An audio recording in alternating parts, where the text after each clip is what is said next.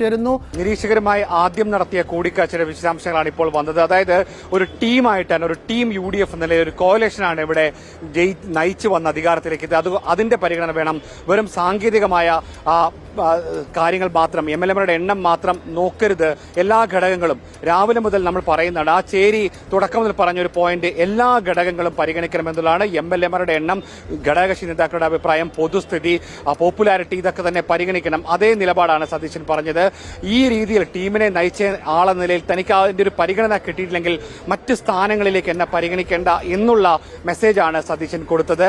അത് കൃത്യമാണ്. ആ രീതിയിൽ കടുത്ത നിലപാട് സ്വീകരിക്കുമെന്ന് VD പക്ഷം നേരത്തെ തന്നെ വ്യക്തമാക്കിയതാണ്. പക്ഷേ ഇപ്പോൾ അത് കഴിഞ്ഞിപ്പോൾ പ്രോസസ്സ് ഒറ്റയ്ക്കൊറ്റയ്ക്കുള്ള കൂടിക്കാഴ്ച നടക്കുകയാണ്. ഇതിൽ വേറൊരു ഡെവലപ്മെന്റ് കൂടി ഉണ്ടായത്, A ഗ്രൂപ്പിലെ ഒരു വിഭാഗം തീരുമാനമെടുത്തത് KCയെ പിന്തുണയ്ക്കണം എന്നുള്ള രീതിയിലേക്ക് മാറിയിട്ടുണ്ട്. അത് ഗ്രൂപ്പിന്റെ പഴയ ഉമ്മൻചാണ്ടിയെ അനുകൂലിക്കുന്നവർ ഒറ്റ